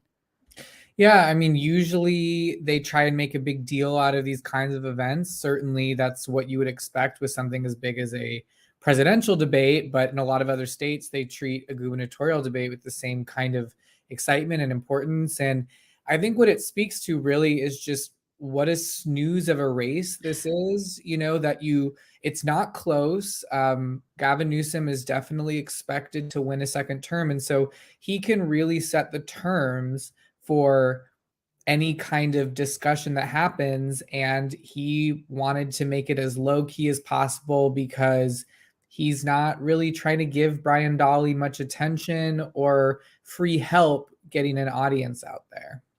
I'm going to play a little bit of sound from the debate, and then I want to get your take on this, Alexei. So here is Brian Dahle. Again, he's a state senator, the only one running against, right? He's the only one running against Newsom. Here he is talking about abortion. He wants to make this a sanctuary state where all of Americans can come here and get an abortion at the expense of California taxpayers. And I know that's a great platform when you're running for the president of the United States, but here in California, people are struggling. And I would absolutely take that out of the budget. And he goes on to say, I take that out of the budget. It ended a little early right there. That's not going to land with a lot of voters, though, Brian. I mean, it does seem that California doesn't have a problem, unless I'm wrong, being kind of what he describes as a sanctuary state for women seeking abortion. That's right. I mean, this is definitely a challenge for any kind of Republican that's running in California. Ultimately, this is an overwhelmingly Democratic state, and polls show that it is also a state that overwhelmingly supports abortion rights. So any kind of Republican candidate is going to have to walk that line very carefully. Brian Dahle has tried to minimize the issue generally in the campaign, but it's been a hard thing for him to do because obviously after the Supreme Court overturned Roe v. Wade, it's been one of the most important issues in the state for many voters. So what you hear there is him sort of acknowledging his viewpoint. He sort of tries to moderate it a little bit if you listen to the whole thing, because he does talk about there's certain kinds of funding he might allow if that's what was necessary to reach an agreement with Democrats in the legislature on a budget. Right. But it ultimately plays to the point that that Gavin Newsom was trying to make about Brian Dahle, which is that he's out of step with many Californians on so many of these issues like abortion. What about with crime? So Prop 47 was brought up as well. It seems to be, if not, reproductive rights, the economy, homelessness, crime. Those are repeated over and over again by Californians that want the governor to do something about it. How did that play out in the debate? So one of the main sort of places that this will come up is around Proposition 47. It's a measure that California voters passed about 8 years ago in 2014, and it had to do with changing many kind of petty theft or drug crimes from felonies to misdemeanors. It's part of this sort of movement in California toward a different approach on crime. But it's also become this very hot button issue because many blame it for a rise in property crimes that happened during the coronavirus pandemic. And it's sort of hard to completely separate these things and say, oh, this was all Prop 47, it was all the pandemic. But, it really is symbolic of a lot of the angst around, whether California is moving in the right direction on crime. And so, that was one of the things they discussed last night. And Gavin Newsom, he endorsed Proposition 47 back when it was on the ballot, and he continues to stand by that approach. He says he has no regrets, whereas Brian Dahle was really trying to push him and say, this and many other things the state is doing are way too soft It's allowed criminals to run rampant, and we need to do more. He, besides just repealing Prop 47, he wants to change how California categorizes violent crimes as well. So there's this sort of back and forth that has been a real philosophical debate happening in the Capitol for many years.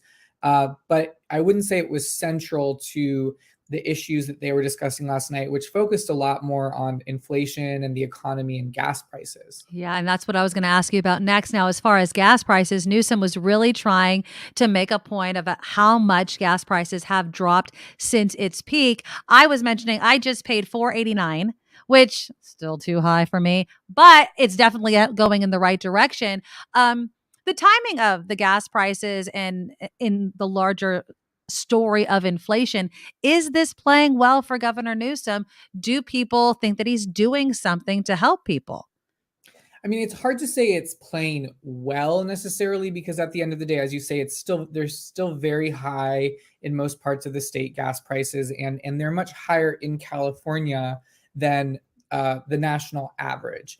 But I think the way that Gavin Newsom has really tried to spin this into an issue that he can use to his advantage is to attack oil companies, which set those prices for gouging customers. I mean, certainly California has more environmental regulations and higher taxes than many states on gas, but the difference in price, it's almost $2 per gallon higher in California than the national average. It's not fully explained by that. And so it's opened up this space for the governor to really push back. He is now potentially seeking to tax the profits of oil companies if they go above a certain point. And he really tried to spin that back around on Brian Dahle, who was really attacking the governor for how expensive it is in California, and saying to Brian Dahle, well, you're just repeating the talking points of the oil industry. You don't support all these things that I'm trying to do to actually bring the cost down. And they also got in a back and forth about Republicans have really been pushing to put essentially put a pause on the state gas tax for gasoline. Right. And they say that's the most direct way that we could benefit consumers and bring down the price of gasoline. And, Governor Newsom was saying, well, how would you ensure that oil companies would be able to pass or would actually pass along those savings? And he kind of caught Brian Dahle flat-footed there. That Dahle did not have a great answer to that question. Exactly. And I mean, and then Newsom also bringing up the fact that he decided to call in the winter blend of gasoline, which of course is cheaper here in California, as another way of showing it. Before I let you go, Alexi, what about Newsom having to come out and flat out say that he is not running for president in 2024? Do you think he's telling the truth? I mean, what else was he supposed to say? Right? Yeah. I mean, it was very interesting. Obviously, there's been a lot of speculation around his intentions, and Brian Dahle tried to play into those. He brought up, I think I lost count, but it must have been at least half a dozen times that he would work into an answer some kind of dig at the governor. Oh, you're really running for president, not governor. Right. You're not focused on the issues of California. And so at one point, the moderators did ask Governor Newsom directly, do you commit to serving out a full 4 years if you're reelected? And he said yes.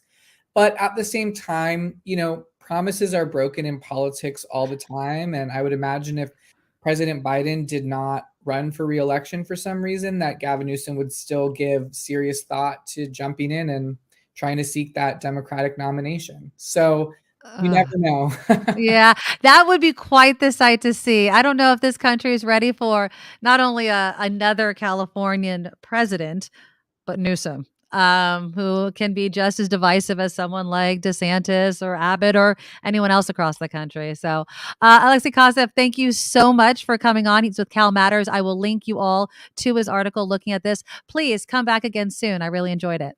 Thank you very much. Thank you. All right. That again is Alexei Koseff with Cal Matters, talking about the California governor's race, or debate, actually. The only one.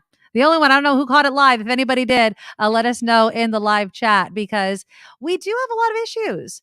But Dahle and his answers didn't seem to fall in line with what a lot of Californians think are important, specifically with reproductive rights. But we do have big problems: homelessness and crime. Newsom cannot get away from that. Coming up in a moment, we'll actually hear from President Biden. We were talking about whether or not Newsom would run in 2024. Well, Biden has, I think this is the most direct I've heard him talk about his age and whether or not that should play a role in whether or not he runs again or whether you should vote for him again. So we'll have that in just a moment. But right now, we need to speak with the one and only Steve Moskowitz, our exclusive and founding sponsor of the Nikki Medoro Show. Steve, I was just talking about the economy, inflation, gas prices, another expense for people, taxes, and coming out the other side of this pandemic financially. And you're the guy that can help these people. That's right, because I want to get every dollar that the government is willing to get to you legally. And I'm talking about the ERC program.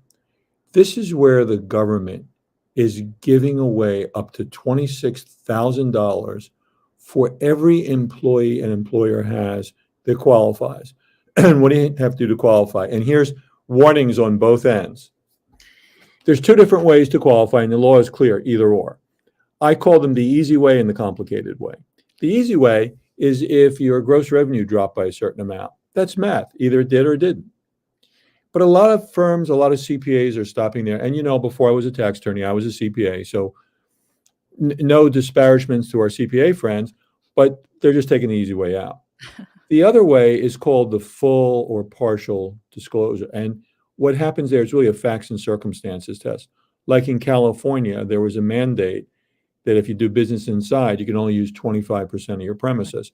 Even an essential business like Safeway could only use 25% of their store. That may qualify, or supply chain disruptions, or lots of other things.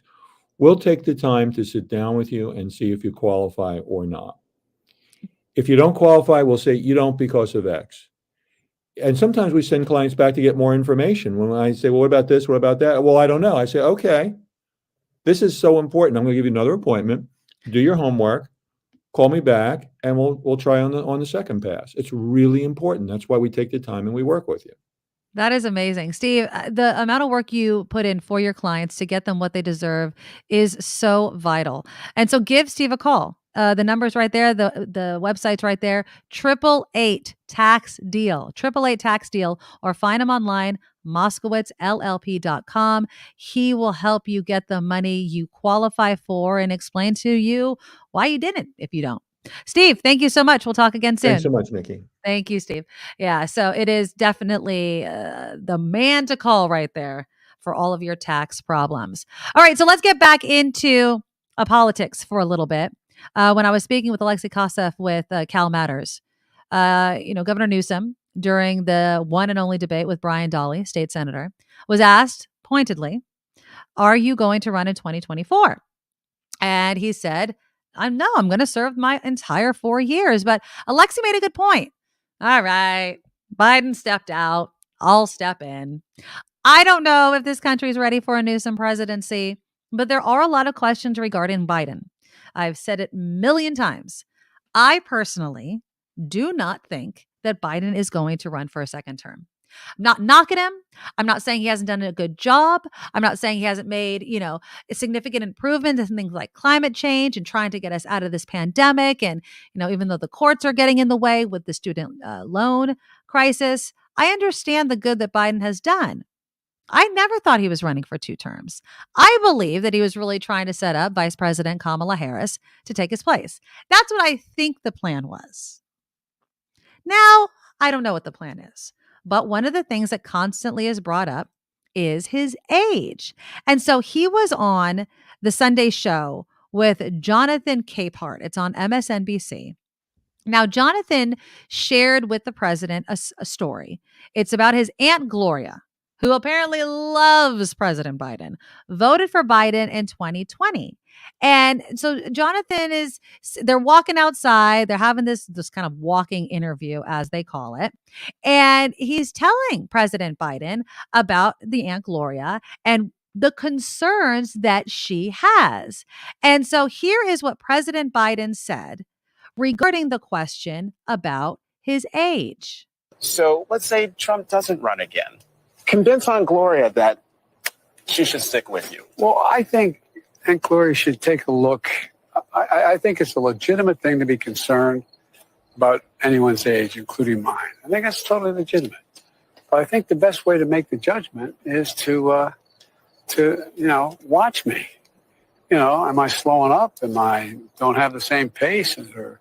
And that old joke, everybody talks about the new 70s, 50s, and all that stuff. It could be. I'm a great respecter of fate. I could get a disease tomorrow. I could, drop dead tomorrow.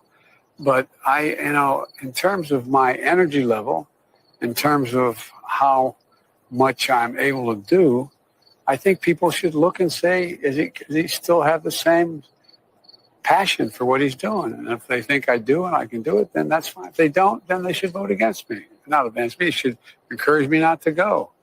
But that's not how I feel. I can't even say the age I'm going to be. I can't even get it out of my mouth. So there you go. Got a little close to him there, a little touchy. It's Biden we're talking about. I like to hug people, right? Okay. So what do you guys think? The live chat's open. Do you think that was a great answer from the president regarding his age? Yeah, he's in his 80s, right? Is that too old to be president? I don't know. Jorge gave us a super chat donation. Thank you so much. Talking about the Newsom debate. It says Newsom's done a lot of good for the state. PG&E will be an ugly mark, so the sooner he cuts off ties with PG&E, the better. Yeah, PG&E is a boondoggle, to say the least. I don't know.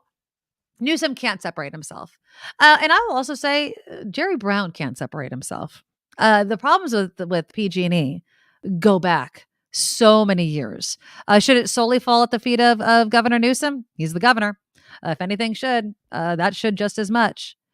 Let's see. As far as Newsom, he dated Kimberly Guilfoyle. He likes to party. Okay. Married her, as a matter of fact. Yeah, he married her. Yeah. I She's don't so get yuck. that. I think I wouldn't have any opinion of her if she wasn't dating Don Jr. You know what I mean? Like, she'd just be a weird, like, ex-wife of Governor Newsom. But the fact that she's when like she started such a showing up on Trumper, Fox News, and it was like, okay, what are you doing? I have no idea. I really have no idea. But again, between, California politics and national politics, I feel like the Democratic Party just gives so much more as far as ideas versus criticisms. Am I wrong? I mean, what is a sincere solution to a major problem? Now, I'll go back to the Dahle Newsom debate. Dahle had said he wants to make fentanyl a national emergency. I would assume that would free up some sort of resources. But if he knew about fentanyl and how quickly and how much can be made in a short amount of time, it's not a problem that you can address and solve that easily. It is cheap, it is easy, and it's deadly. And I don't know what the answer is. And I know I can already start hearing them coming. Close the border. These drugs are also coming in through our ports on trucks. It's not as if there is somebody with a backpack full of fentanyl causing the fentanyl problem in this country. That's just not the truth. It's a good talking point. It's a good soundbite to bring in the border crisis with the fentanyl crisis. I understand why some people like to combine the two.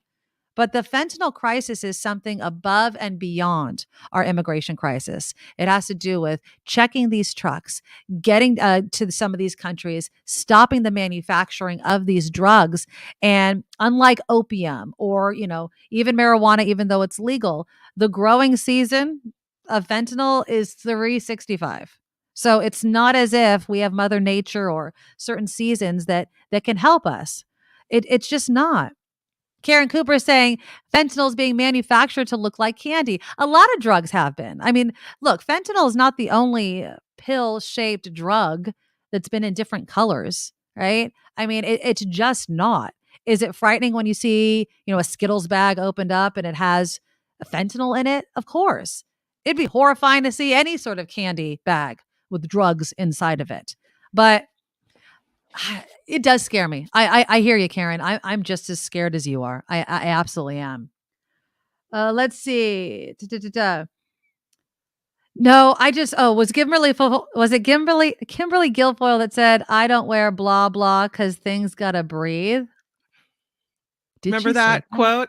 No, it wasn't her. It No. was some crazy lady, probably in Florida. But Oh, the okay. quote was, "I don't wear underwear, a mask for the same reason I don't wear underwear. Things gotta breathe." Yeah, Breathe. yeah. Oh, I No, get that it. I wasn't get her it. that said that. But she Sounds has that same kind of voice where it's like, dangerous. No, she did that. Remember, it was one of the conferences, or was it Trump thing? She's like with the arms talking like this.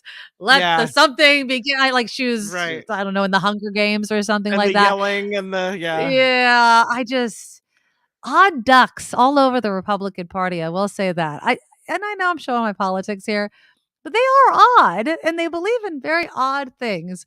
Okay, continue to send in all of your comments. We'll get to them. The super chat is open where you can donate live to the show. We have a bunch of thank yous to get to. But first, it's that time. Now, from around the world to up your street, the Nikki Medoro Show presents News Czar Kim McAllister. And this is news on the Nikki Medoro Show. I'm Kim McAllister. A Republican senator will not have to testify before the Georgia grand jury for now, and that is because Supreme Court Justice Clarence Thomas blocked an effort to get South Carolina's Lindsey Graham before the panel. It is investigating possible criminal interference during the 2020 presidential election in Georgia. Justice Thomas, did not refer the matter to the entire court. He acted on his own. This report is sponsored by tax attorney Steve Moskowitz at 888 Tax Deal. Top of Missouri, calling a school shooting in St. Louis a senseless tragedy. At least 3 people are dead after that incident happened at Central VPA High School. Senator Josh Hawley describing news of the shooting as devastating. The View is being interrupted by climate change protesters. I just sent you sound of this, Nikki, to your email. During an interview with Texas Republican Senator Ted Cruz, protesters started yelling from the audience. The show's moderator, Whoopi Goldberg, saying, "We hear you, we hear what you have to say, but you gotta go. You gotta let us do our job." That interview with Senator Cruz cut short because of the protest. Round 2 of inflation relief payments are going out today. Direct deposits, the middle class tax refund here in California, started going out October 7th. Now debit cards start going out, but you'll have to wait your turn. The first batch of debit cards is being sent to people who received the California state stimulus payment last year, whose last names start with letters A through E. They'll get those in the mail by November 5th. Direct deposits start again Friday, October 28th. And then the next round for debit cards is for recipients' last names F through M. Starts on November 6th. Doesn't seem fair to wait just based on what your last name is, does it? The nation's report card is revealing a big downturn in math and reading skills. The National Assessment of Education Progress finding math scores for both 4th and 8th graders declined by record levels. Between 2019 and 2022, math scores fell by 5 points for 4th graders, by 8 points for 8th graders. Reading scores also fell, but the declines weren't as steep. Low scores are a reflection of how the pandemic's toll took, what the toll was on student success, I should say. The city of San Francisco has more than 27.1 million square feet of office space available. That's a record high. According to new numbers released by commercial real estate firm CBRE, the data shows that if this trend continues with the current trajectory, it could get worse, especially since 50% of current sublease space is set to expire in the 2025 year. Governor Gavin Newsom may not let San Francisco city officials move forward with a plan for a $1.7 million toilet. The governor threatening to withhold the funds, which will come from the state budget. Funds are for public use, but the governor may withhold the money until the city makes a plan that uses those funds more efficiently. At this point, that's just the price for one toilet. Could take 3 years to build it in the Noe Valley neighborhood. A celebration was planned last week for the $1 million toilet in Noe Valley, but it was canceled. They canceled the potty party after the price tag was leaked to the public and met with criticism San Francisco Rec and Parks Department, saying planning and construction costs and the expense of building in the city are the reasons for the price. Yeah, Every right. party needs a pooper. I mean, come on. It was like it just sets itself up for all of that. That's ridiculous. The San Francisco 49ers have dropped to 3-4 record after losing to the Kansas City Chiefs yesterday. Niners had a rough day trying to stop Kansas City quarterback Patrick Mahomes. He threw for more than 420 yards and 3 touchdowns. It was the debut of new 49ers running back Christian McCaffrey, who ran for 38 yards and caught 2 passes for 24 yards. And with that loss, the Niners are now in second place in the NFC West Division behind the Seattle Seahawks. Oh, it was. I mean, McCaffrey looked good, and then the game just went to crap. Like I had stopped watching. I literally watched. That's what I always say. What happened? Yeah, it was to me, Patrick Mahomes, and I just, it wasn't our day. That's for sure. And lastly, former astronaut Scott Kelly is joining a study on UFOs. You know how I love a good UFO story. I love it. Okay. He, along with 16 researchers, will be part of a NASA team studying UFOs for the next 9 months. The move coming renewed interest in the subject and complaints about a lack of transparency on the subject from the government. Last year, a federal unclassified report said there were more than 140 UFO incidents that occurred between 2004 and 2021. Mm-hmm. Yeah, but that's just unidentified. That's not aliens. We don't know what they are. We don't know why. It's unidentified. There we go. This report sponsored by tax attorney Steve Moskowitz. For more than 30 years, Steve has put his tax knowledge to work for individuals and businesses alike. If you need help with your taxes, please give Steve a call, 888-TAX-STEAL, or catch him online, moskowitzllp.com. I'm Kim McAllister on The Nikki Medoro Show. Perfect. All right. So I do have that sound of The View. Now, just to set it up again, Ted Cruz is being interviewed on The View. I don't know why the hell they want that guy on there, but I'm just kidding. So apparently there were a bunch of protesters that kept trying to disrupt it. Here is sound that Kim had sent me from the disruption, I believe, or from Ted Cruz. Let's listen. They were climate radicals and they were screaming, but it shut The View down for a while. And I'll tell you, it was a bit of a circus. It was a bit of a circus. Yeah. I mean, I think those type of protests, do you think they really work in proving their point? I mean, seriously, on one hand, climate change is real. We are in a crisis. We need to do something about it. It is about time that some of these politicians acknowledge the crisis that we're in so we can work together to heal our own planet because it's the only one we have. But, disrupting The View, all it gives is Ted Cruz a talking point, like you just heard right there. So I don't know if it's necessarily playing out for him or for the climate change people, but I guess we'll see. There was another piece of sound I wanted to play for you. Actually, I want to play you this video. And it's along the whole idea of, are you going to speak truth to power?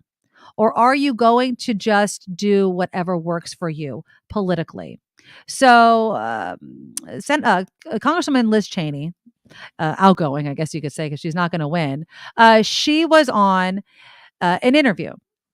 I forget who she was with. I think that she was with, anyways, I'm going to show you the thing. But she was talking about Kevin McCarthy, of course, from California, next in line if he becomes Speaker of the House. And this is what she was talking about. Because remember, Kevin McCarthy, right after January 6th, was saying the right things, right? He was saying that, the impeachment, the investigation, all those sorts of things. And then all of a sudden, he changed his tune. And so it really begs the question of who is he working for? Is he working for you? Is he working for this country? Who is he working for? So here is Congresswoman Liz Cheney. Look, the speaker is second in line to the presidency. And at every moment since, frankly, the aftermath of the election in 2020, when Minority Leader McCarthy has had the opportunity to do the right thing or do something that serves his own political purpose, he always chooses to serve his own political purpose. And, that extends to what we've seen just in the last few days with these comments about aid to Ukraine. The idea that somehow the party is now no longer going to support the Ukrainian people, which, for somebody who has a picture of Ronald Reagan on the wall of his office in the Capitol, The notion that now Kevin McCarthy is going to make himself the leader of the pro-Putin wing of my party is just a stunning thing. It's dangerous. He knows better. But the fact that he's willing to go down the path of suggesting that America will no longer stand for freedom, I think tells you he's willing to sacrifice everything for his own political gain. I mean, what do you think about what she said right there? I think she hits it the nail on the head. Yeah. And it's frightening that Kevin McCarthy could be the next speaker. That's frightening. I agree. I mean, I don't even know what to say when American politicians are pro-Russia and pro-Putin, even especially right now with everything going on. It's a shocker. Right. It is. And then, you had this in your news with the Supreme Court. So Justice Clarence Thomas, shocking. Everybody's shocked with this news, temporarily blocked Senator Lindsey Graham's testimony to a special grand jury investigating whether then President Trump and others illegally tried to influence the election. So this was intended to prevent the Fulton County DA from compelling Graham to testify while the Supreme Court weighs the Senator Lindsey Graham's request for a lengthier halt to the proceedings. Why would he want it to last longer, I wonder? So apparently the Fulton County DA, Fannie Willis, has a deadline on Thursday to tell the high court why Graham should have to answer the grand jury's questions. Lower courts have already ruled that his testimony can't take place. So he's going all the way to the top. Now, Justice Thomas did act on his own. And I'm seeing a lot of these questions in the chats. Apparently, he is the justice that handles emergency appeals from Georgia, which is quite convenient. Look at that. Didn't even ask anybody else. Didn't say, hey, just want to make sure that this doesn't have the appearance of impropriety. We're just going to just do it. Well, I think that, knowing that he has someone, and I'm just going to say it, has someone in his pocket, when you have a Supreme Court justice that's obviously on your side, and they just so happen to be the one that handles emergency appeals from Georgia, of course he's not shaking in his boots, right? He knows. His wife has a direct to this guy. So there's a relationship there already. What do you expect the ruling to be? Exactly. And the fact that this past presidency, former President Trump's presidency has exposed so many holes in our rules and our norms, because I felt like in the past, not 100%, like I know people have played politics and Kevin McCarthy isn't anything necessarily new. But the fact that there isn't this checks and balance on our checks and balance, right? The fact that we can have a Supreme Court justice married to a woman that, believes the election fraud lie, was actively involved in all of the machinations to get it overturned. And the fact that he's not recusing himself, and there's no consequence for not recusing yourself. Like, oh, you just have to be a good person. Give me a friggin' break over here. We're depending on people to be good, and that's what we're tying, our democracy to. You have to be kidding me. You have to be kidding me. And I don't know what the answer is to that. I'm liking the idea of Supreme Court term limits more and more each day, because it's frightening what this country can turn into if we don't have a better check on those that, rule in the highest court in the land. It's scary. Let's see what else. So Kevin McCarthy, again, back to what Liz Cheney was saying, the aid for Ukraine and the fact that they are making these statements about possibly pulling the aid to Ukraine. I don't know how that's going to land, Kim. I really don't. I don't know if it's interesting. Is the support for Ukraine going to wane if the Republicans have both seats? Or control, both the House and the Senate, because it didn't seem like this was an issue that Kevin McCarthy and others should be falling on the sword about. And I'm wondering what is the purpose of coming out in front of it and saying these things out loud? Because I would say that unless somebody in the chat is disagreeing with me, most of the people in this country are supporting Ukraine in this fight against Russia. So what political sense for someone that likes to do things for his own political benefit What benefit does Kevin McCarthy and other Republicans have to say that they don't want to support Ukraine anymore? It doesn't make any sense to me at all. No, I don't know what the political unless there's some type of Q thing that's now having some conspiracy that Oh God. Ukraine has. That's the only thing I can think of is some outlandish thing that is now being circulated amongst their supporters. I don't know why else. Yeah, it's going to be, we really have to get out the vote. And we're running out of time. People have already sent in their ballots. I understand that. Um, I'm really hoping one of the last articles I was reading, there was a little bit of hope that the Democrats wouldn't even lose the House and the Senate or would only lose one. It's kind of going back the other way. We need to keep the pressure on not just our, local and state politicians, but it has to go all the way up to Washington and to the federal level because it all trickles down and impacts our rights. I mean, going back to what we were talking about at the beginning of the hour with Alexei Koseff with Cal Matters. I mean, the debate between Newsom and Dahle, it's the only one there is. I don't know how many people tuned in, but we're talking about putting reproductive freedom in our state constitution. We're talking about things that when you open your door, impact your life, and people need to stay engaged. They just do. And I understand as the economy's stupid and people are really concerned about, where their next dollar is going to come, where their job is going to come if they're fearing they're going to get laid off or they have been laid off. I understand that. If we don't have our freedoms, if we don't have reproductive freedoms, I mean, what the hell do we have? Speaking about money, San Jose, my hometown, where I'm sitting my butt right now, has been listed as the most expensive major U.S. city for monthly bills. That's So, not a shock. I mean, I was kind of surprised that it was San Jose. They edged out New York, Boston, and San Francisco. So in San Jose, the average person pays $3,248 each month for reoccurring bills. That is 62% higher than the national average of about $2,000. Housing costs obviously are topping the list of those expenses. Um, I don't know how much more expensive a place needs to get before people start moving out.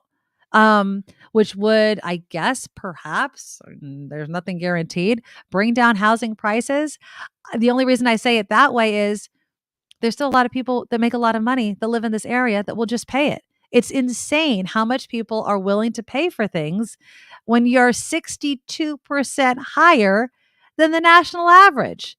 This report was based on U.S. Census data, looked at bills for utilities, car loans, health insurance, cell phone plans, and yeah, $3,248. Rents in San Jose average about $2,112, while in New York City, which is second on the list, $1,832. That was the average rent in New York City. I love my hometown. Don't get me wrong. I was born and raised here. But I just don't understand how we get these prices to move in the opposite direction. I just don't. And it's making people go to extremes. Now, I tease this. Now, this woman did this back in 2016. She decided to do a whole year of buy absolutely nothing.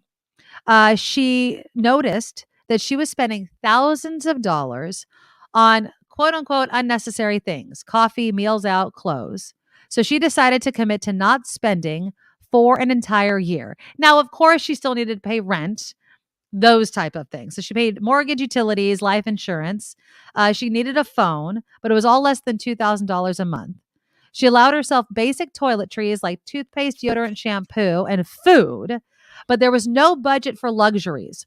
No movies, no nights at the bar, no takeout or restaurant meals. So basically what you're saying is NOFUN, no fun. No fun. No new clothes, no holidays, no gym memberships, not even a Kit Kat.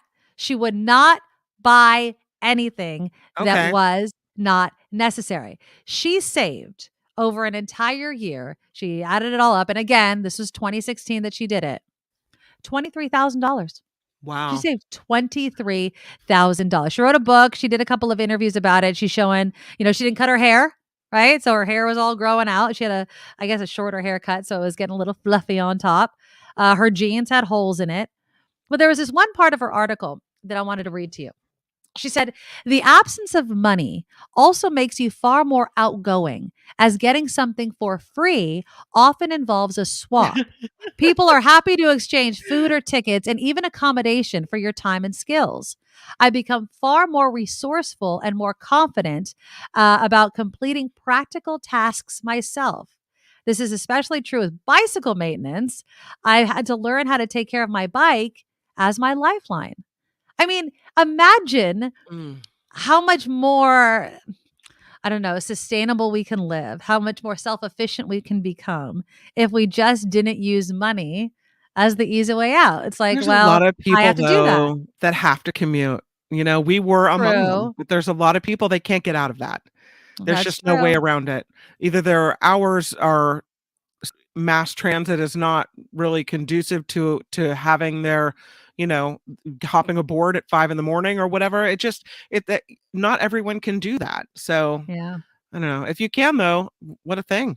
I made, by the way, speaking of hair cutting, I had my sister cut my hair over the weekend. So free. And Ooh. she did a great, and here's a text as well. I cut my own hair. This is from Knit One Pearl One. I cut my own hair anymore. Well, I cut my own hair now, probably not saying it's pretty, but I do. A pair of jeans can last for years. Absolutely. And you're not supposed to wash, if it's real denim, you're not supposed to wash it every day.